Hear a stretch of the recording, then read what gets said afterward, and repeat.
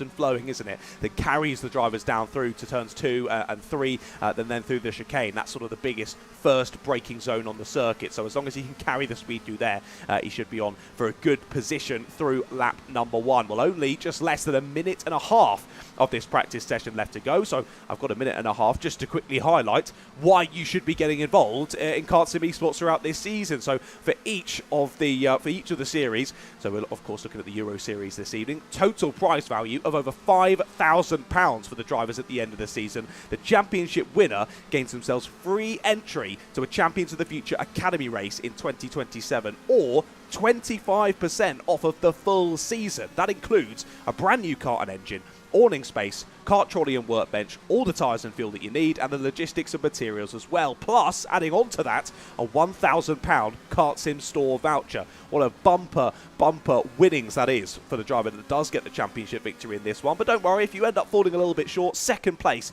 in the championship still bags themselves a £500 KartSim voucher, and third place in the championship a £250 voucher. So plenty to play for across the championship season. And if you want to get involved, if this has whetted your appetite, just head over to the KartSim website. You'll need to purchase the KartSim Champions of the Future Esports package over on the website. Get that sorted, and that effectively then acts as your entry to the championship as well. And all drivers this evening and across all the series racing on a Senior X30, so no age classes like we've had in previous seasons. Doesn't matter how old you are. We've had in previous races drivers at age of single digits racing against drivers in their 40s or 50s. So a huge plethora of ages and experiences across KartSim Esports, KartSim Champions of the Future Esports, but that's what makes it very exciting, I think. Just to highlight, John, Alex John was actually a little bit quicker than Warwick Milan for most of that session of the last sort of couple of minutes, but Warwick has put in an absolute stomper of a lap time, 1:04, 8/10 quicker than the next person on track. So he is really pushing it. He's really trying to extend that gap. I wouldn't be surprised if he's actually driven some wet, just in case we throw another wet race in. So let's see in qualifying. I know he was sort of hanging around, but then he found that big jump.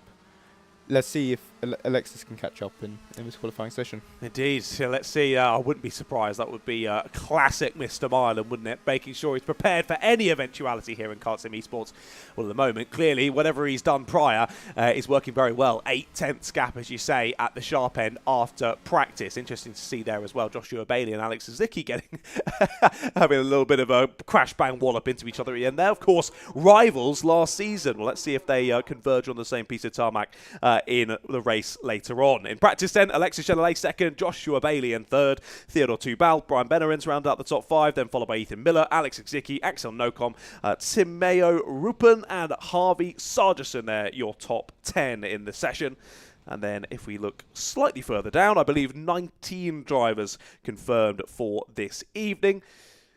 And the rest of practice continues and finishes up then. I've just realised I don't have our iPad, so I better go and grab that ready for the qualifying session so we can keep up to date with all the live timings out on circuit.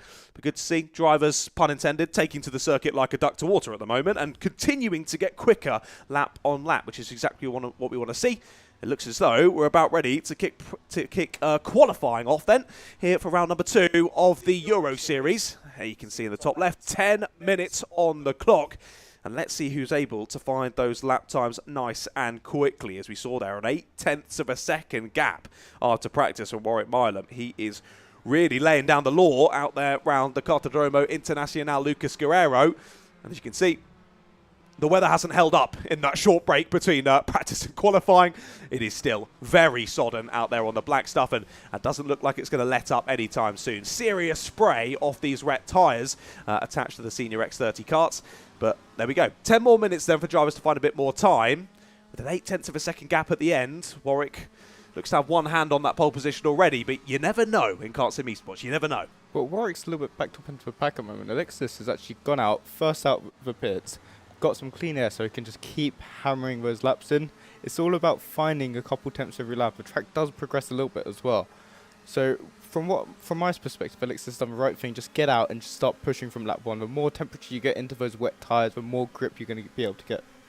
Indeed. Yeah, there's going to be a lot more working with those tyres, isn't there? Because we've seen in previous races where it's been very nice and dry, particularly the likes of Warwick Milan, sort of coming out, doing one hot lap, but but realising the tyres are then going to fall away after that, and he's going to struggle to find any more time, and thus resetting to pit lane, getting a brand new set of tyres on, and then heading back out. Of course, that wastes a lot of time for him across the qualifying session, having to do that extra out lap, getting the tyres warmed up, ready for the push lap. But here with these wet tyres on, it's going to be much more a case of building through the session, getting the temperature into those tyres, finding that bit of extra pace, and equally testing out the track limits as well, trying to see if you can find any more pace by doing some other different lines. Well, that was a big snap there through the middle section, double left-hander there for Brian Bennerans. Big slidey moment, but he's managed to keep it on, and he's trying to find a way through at the moment on Harvey Sargent to give himself a bit of clear air out on circuit. But already, we're 2 minutes into this session and not a single lap time set. Drivers continuing to press on round for their first lap times of the session. Well, with Alexis first one, set one, he's going to go straight to pole, but let's see if he stays there as the rest of the drivers come across the line. Yeah, it's just a waiting game for us at the moment. Just see what people can get. Warwick already 7/10 up in Sector 1. So this is going to be an absolute flyer from him. That is a monstrous purple, isn't it? I don't think we've ever seen that in a qualifying session at all. I know it's the first lap. It's in wet conditions. Okay. But that's just a ridiculous sector time to see, isn't it? Almost 3/4 of a second in the first sector of the lap alone. Amazing. And another 4/10 in the second sector. But what I just want to highlight, John, is we're still 4 seconds off our practice times. So the track's definitely going to get better. But the drivers are also going to find more and more. Like I said, those wet tyres are really hard. So they're really going to take the time to start getting into it. So they'll find that 4 seconds. Again, Warwick straight into the 103s, 1.3 seconds down the road. But if you just check, he's probably one of the later drivers to put lap in, meaning that by the time Alexis comes back round, the track's going to be a little bit better. Indeed, yep, he'll be clearing the water and trying to find a little bit more grip out there. Tamir Rupen, currently third, fastest at the moment. Yeah, like you say, first lap out the blocks, 1.3 seconds quicker. Well, there you go, Josh. It's almost like you're a mind reader. Gap drops to less than 0.2 of a second. So Genelay finding a lot of time there on that second lap, over a second that he's found on that one. And Brian Bennerans joining them on the top three then. He's just less than 0.6 off of the current pole time.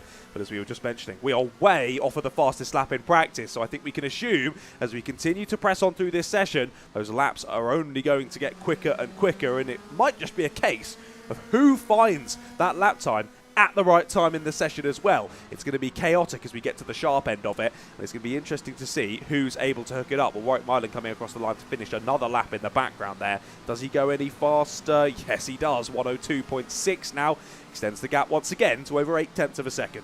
It's just going to be a game of cat and mouse. It's going to be Warwick sets a really fast lap time, and then Alexis closes it again, possibly beating it. So the last 5 minutes of qualifying, again, we found another 2 seconds in 2 laps. So I reckon we'll see a 59 today. Okay, I was just about to bring that up, whether we will drop below the 1 minute marker, because it was a 1 minute point 4, wasn't it, fastest in practice.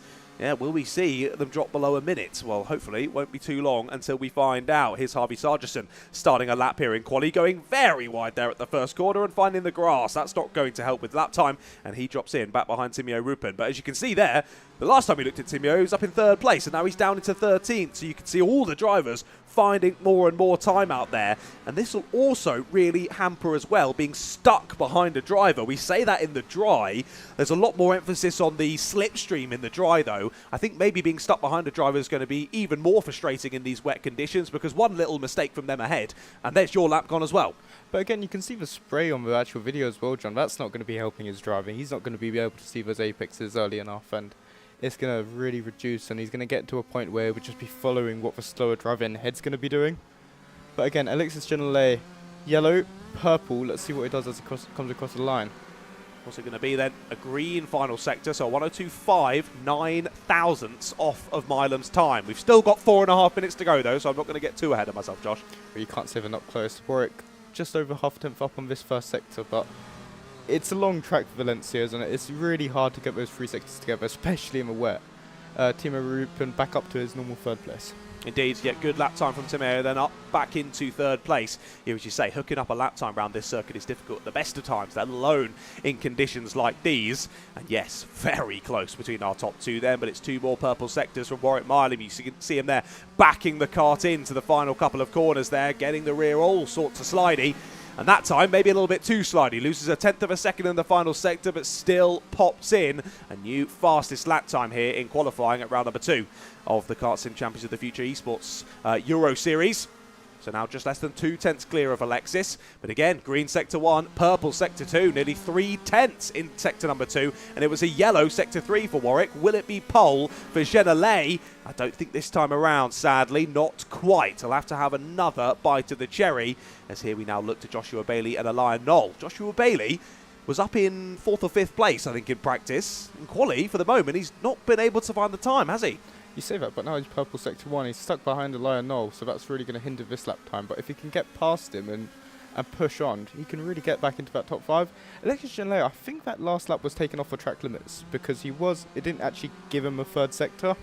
But we'll see now. We've got 3 minutes left of qualifying. Joshua Bailey back into 4th place. Indeed, yeah, immediately beaten by Axel Nocom as he sends it up the inside at T1 there on Elian Knoll. Well, here is Nocom, very close behind, chasing these two. Well, Bailey's now been able to relegate Elian Knoll behind him, as Elian has a little bit of a stake there through the first S section of the circuit.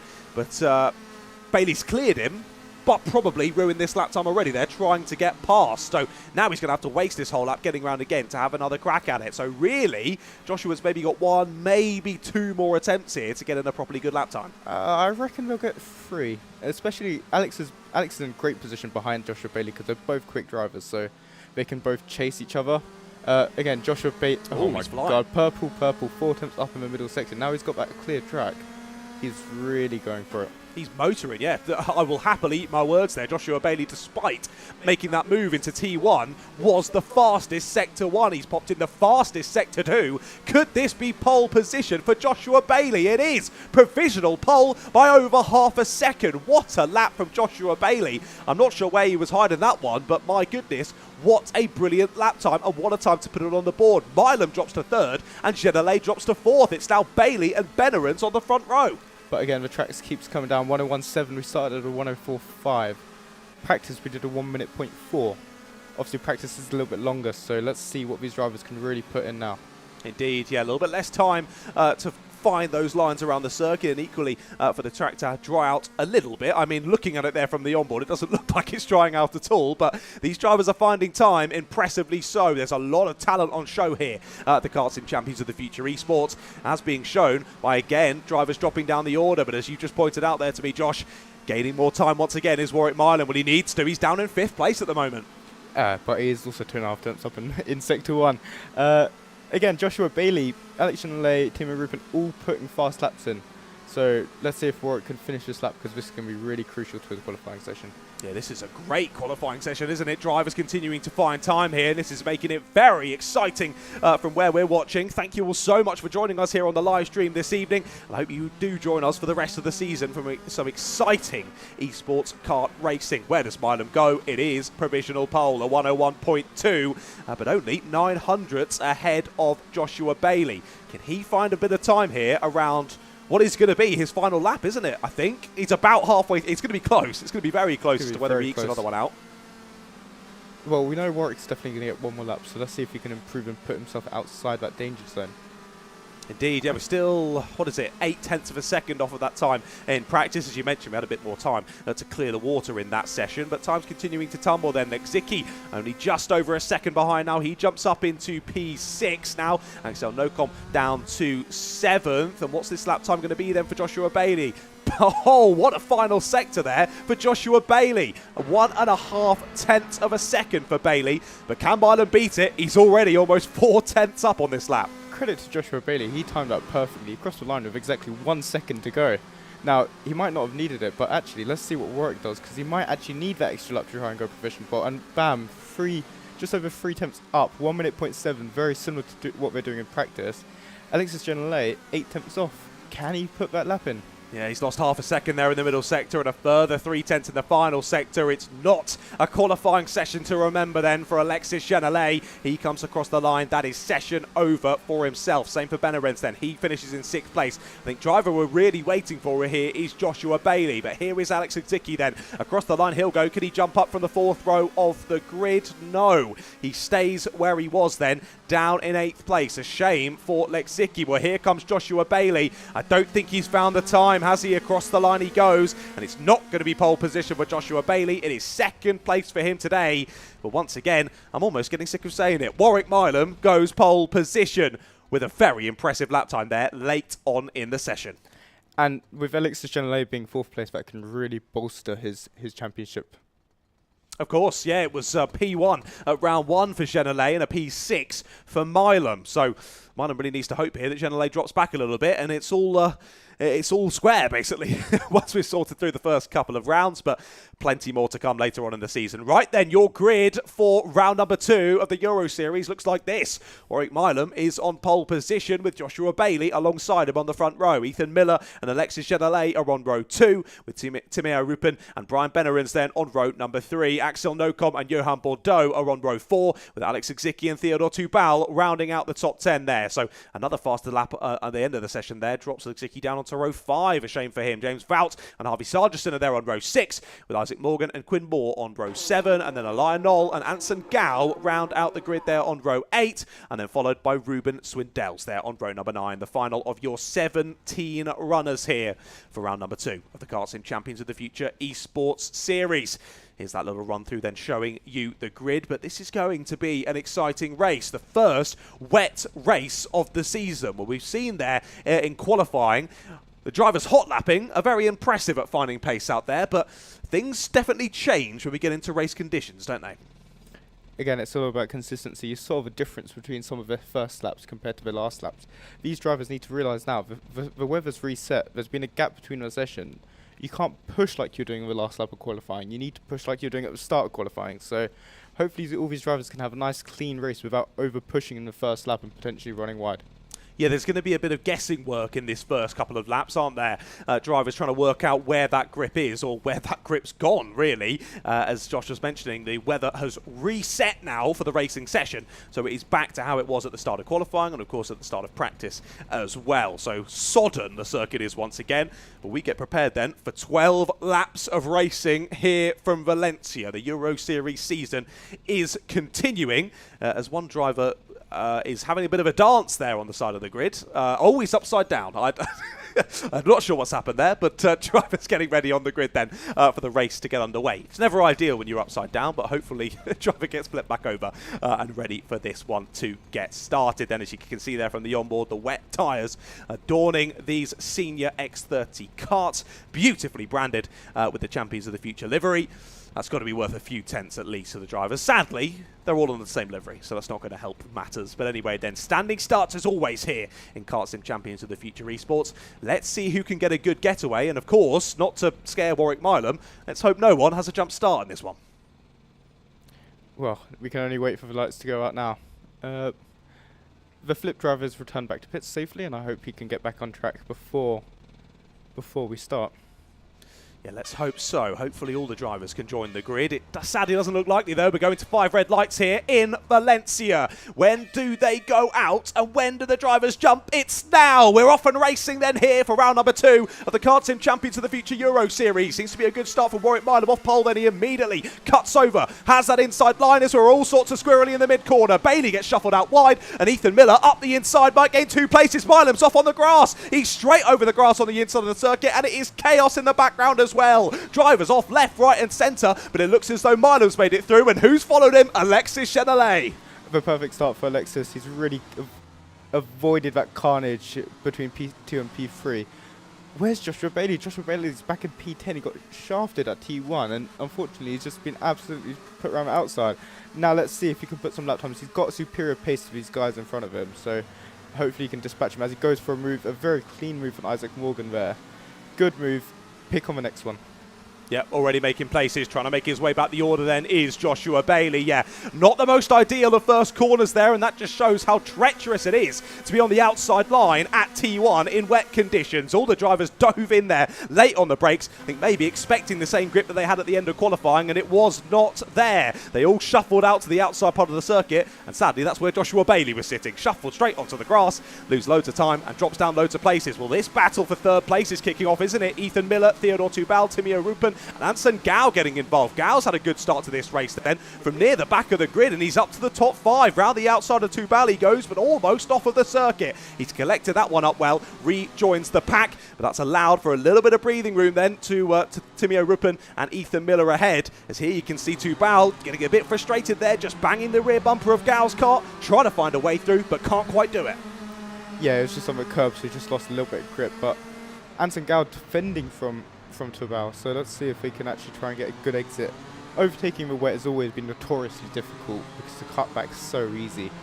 But yeah, the gap between Warwick Marlon, our leader, and Alex Late, a second, 1.4 seconds, so Warwick's really pulled away on the second lap.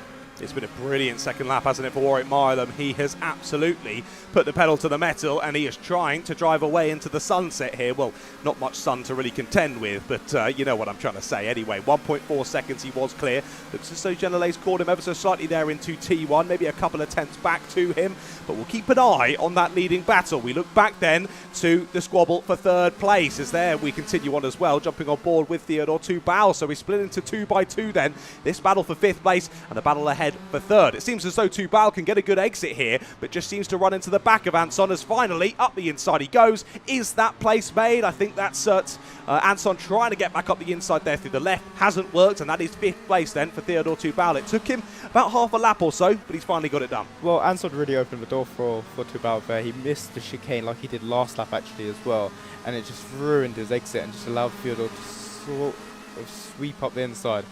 And what that's done, that's pulled Joshua Bailey. Joshua Bailey's made a great recovery from his earlier bad start. And it's also pulled in James Vout, so that's going to be a very interesting pack as Joshua Bailey tries to maximise what he can of his race. Yeah, he's settled into it a bit more. Another mistake for Anson Gao there into the final couple of corners. Into the side of him. Then goes Joshua Bailey. That is going to scupper all of his exit speed. The question is, was James Vout able to capitalise and get alongside? Not quite. He gets sent to the outside line. Looks for the cutback. Makes a bit of contact there with Joshua Bailey. Will find a way through. I'll let the stewards deal with that one. Either way, James Vout through into 7th place then, and that sadly has stopped that positive momentum for Joshua Bailey. But he's going to try and get it straight back, and he will. Up the inside he goes then. Will look to shuffle Vout onto the grass on the inside. Aggressive move and spins round Anson Gao. Gao is round and dropping down the order. What a shame. James Vout able to slither on through up the inside and back into 6th place. But just a little bit too much eagerness maybe there from Joshua Bailey, and round goes Anson Gao. A shame. Yeah, Matt collected Joshua Bailey as well, so Joshua Bailey's really dropped back into the pack. He's going to have to make his recovery all again. But a shame for Anson Gao, who's had a really great race so far, and that would have been his best result if it finished like this. Yeah, what a start it was for Anson as well. What a shame. That's what can happen in these wet conditions. You converge on the same piece of tarmac, and as soon as you start to get spun round, the kart's basically already gone. Well, looking at the gaps then, we were getting a little bit excited that maybe it had closed back up, but no, on the back straight, we were back up to 2.6 seconds between Milam and Genelay, and it does look as though Warwick just continuing to extend that gap at the sharp end. Well, here, the battle rages on for 3rd place. Ethan Miller doing everything he can to try and keep Timeo Rupen behind him. But for the moment, he's doing a great job at keeping him behind. But Timeo is looking feisty here, sitting in the wheel tracks then of Ethan Miller as they head through sector number 2 here, looking to hook up that exit. He's got a nice run, and Ethan Miller knows it, covers that inside line, sort of keeps in the middle of the track. This is going to be losing him a lot of time though. Genelay and Milan will continue to scamper off ahead, but also don't forget Theodore Tubal. It was only a lap or two ago that he got through into 5th place, and he is not too far behind these two at all. If they keep battling like this, it's surely not going to be too long until Theodore is in with them. All the way round the outside for Timio Rupen. What a beautiful move, but it's not quite going to stick. Down into the final corner, Miller chucks on the brakes and somehow continues to keep Timeo behind. But Timo's going around the outside. He got a little bit of a better exit there. Let's see if he can get the move, or at least get the cutback. He commits to the outside. The outside was probably the wrong move there. He could have easily tucked in, but again, right on his bumper. Ethan slightly misses that chicane, and Rupen actually gets up in the inside. Oh, door closes a little bit by Ethan Miller, but Timo actually keeps it up. I think that's a very, very good move from Timeo Rupen, and I think that's a very clean move as well, considering how much of a grass he was going into the first right-hander. Yeah, all fair in my book, that one. You saw, I think, Ethan Miller's defence was a little bit too late there. Tamir was already very much alongside as Ethan tries to close the door. Nearly spun himself across the nose of Tamir. And who's this getting involved? It's Theodore Tubal. You saw there a little bit of contact in the middle of the corner, but Theodore is able to muscle his way to the inside line. And these two will continue to run on down to the final corner. Will Ethan think about a re-overtake here down into the final chicane? Nope, Tubal covers it off. But however, will that scupper his exit speed? I think he's just about carried it okay here. And this is the opportunity then for Tamir as well to start to scamper off. Lovely battle between those two. Ethan did a lovely job of defending there for a good few laps, but it wasn't meant to be. Finally made that mistake, and Tamir was able to scamper on by. Now the question will be here, how quickly can Theodore Tubal turn back on the pace? Maybe drag Ethan Miller along for the party as well. But really, can he catch Tamir Rupen? Because the third place is still definitely on the cards here with 5 laps to go.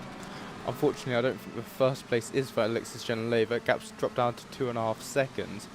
But you never know. One mistake, John, we saw it in Warwick Mullins actually in his practice session. He had to spin into the last corner. The focus that's needed in a wet race to keep producing the same sort of high level lap time is very difficult. And the fact that Warwick's been so good at it in the dry gives me confidence that he can do it, as Johan Bordeaux smashes into the back of Eisen Morgan and slightly puts himself off the track. Joshua Bailey, he's come back into that top 10. He's really got the pace for this race. Unfortunately, he's been collected in a couple of incidents, maybe his fault, maybe not his fault.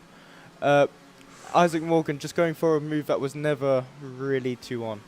No, sadly that bit of mistake there from Isaac. He's rejoined and straight back into a battle with Johan Bordeaux. It was a great move earlier on in that from Joshua Bailey to sneak on by. Held them both up the apex. That caught Johan out and nearly spun himself around. But again, both these two have kept it going after a little half spins. And now they enter their own battle for the bottom end of the top 10. Isaac Morgan versus Johan Bordeaux. And there was another driver closing in behind them as well, back in 12th place. So we could soon be seeing this turn into a 3-way battle. It's Harvey Sargerson, the driver close in, chasing behind. And let's see how quickly he can make this a 3-way scrap then. He's got Brian Bennerins behind him in 13th place, so it was a less than ideal first few laps of the race as well for Brian Bennerins. So with that scrappy first few corners, it's really chucked a few of our drivers a bit out of position as to where we would expect them. And not only is that going to scupper things here, of course, those points, as you mentioned earlier on, that might just scupper them for the whole rest of the season. Consistency is key across KartSim Champions of the Future Esports.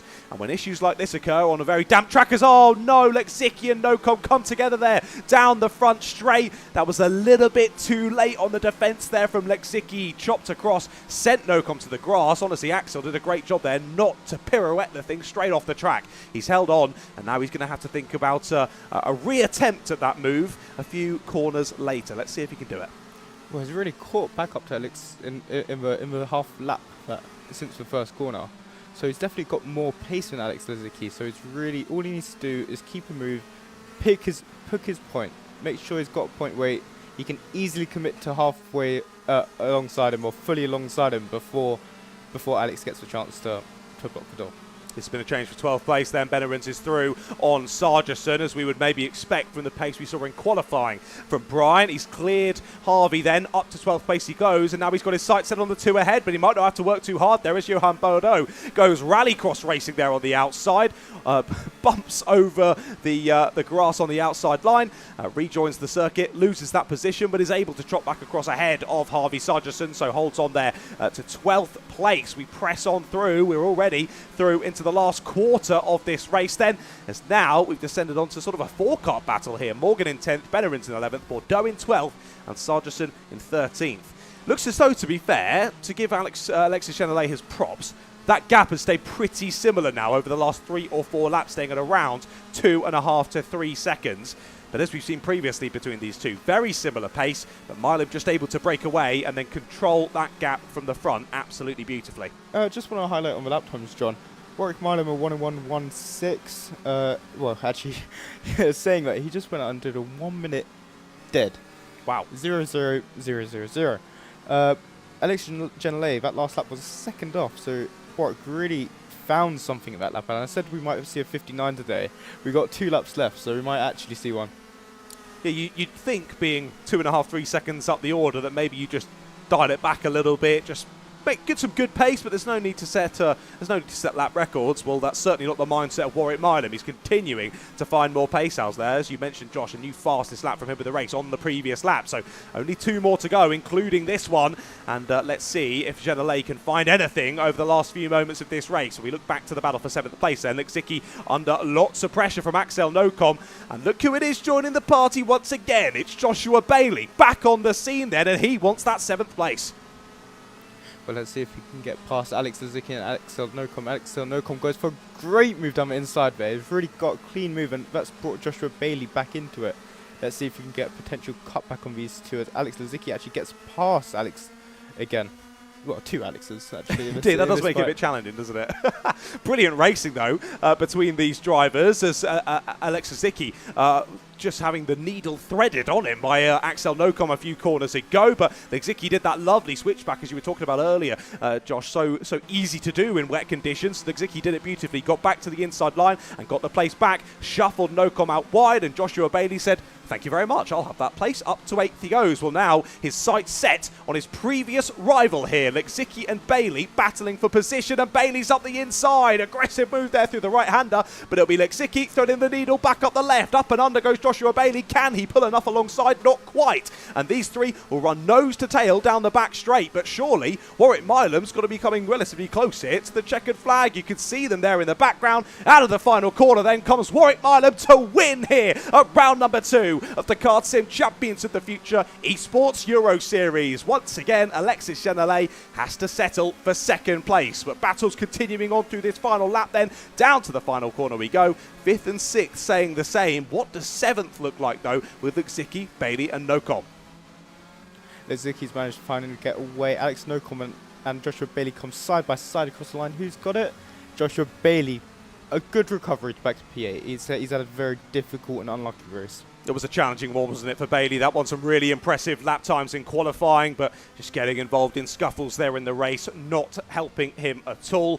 But there we go then, the final few drivers making it to the line, and that brings round number 2 to a close. What a race we were treated to there, as we maybe expected. Milam scampering off at the sharp end. Alexis Genelay just not quite able to match the pace of Warwick out front. But, as we know from round number 1, Alexis already has a P1 in the bag. So a 1st and 2nd, he provisionally, very much, still leads the championship here in the Euro Series. So your final provisional results then, Warwick Milam takes the win here at round number 2 with Alexis Genelay and Simeo Rupen joining him on the podium. Theodore Tubal and Ethan Miller round out the top 5, followed by James Vout, Alex Lizicki, Joshua Bailey, Axel Nocom and Brian Benerens rounding out the top 10. A good recovery drive from a few of those drivers after incidents earlier on in the race. Isaac Morgan just behind them, followed by Johan Bordeaux, Anson Gow, Harvey Sargerson, Quinn Moore, Ruben Swindales, and Elian Knoll there. Sadly, Elian not making it to the checkered flag in that one, but another great race in KartSim Champions of the Future Esports. And again, we're just building up through the season, aren't we? It's just getting more and more exciting as we press on through, and some more rounds still to come. Round 1 and 2 done and dusted then, ticked off. Next time we'll be seeing you for the Euro Series anyway. We'll be out at Mulsanne in Germany on the 27th of May. Make sure you pop in those dates in your diary. But as I say, that is just the next date for the Euro Series. If we take a look at the full season calendar, you can see there, the next race on our bill is round number 1 for the UK Series. We head to PF International for that one on the 29th of April. Well, Josh, I think that was a pretty eventful race, wasn't it? Very eventful, but again, same at the top, unfortunately. Haven't seen Alexis Genelay pip Warwick yet, except on official results. Indeed, yeah, let's see. What can he do at round number 3? We'll have to wait and see. Make sure you got those dates in your diary for the next of the Euro Series rounds, and of course the next time that we will see you here on the KartSim YouTube channel and here on the Champions of the Future YouTube channel will be for round 1 of the UK Series at PF International on the 29th of April. A big thank you from myself and Josh and everyone behind the scenes at KartSim for enjoying the stream tonight. Make sure you join us for that one. We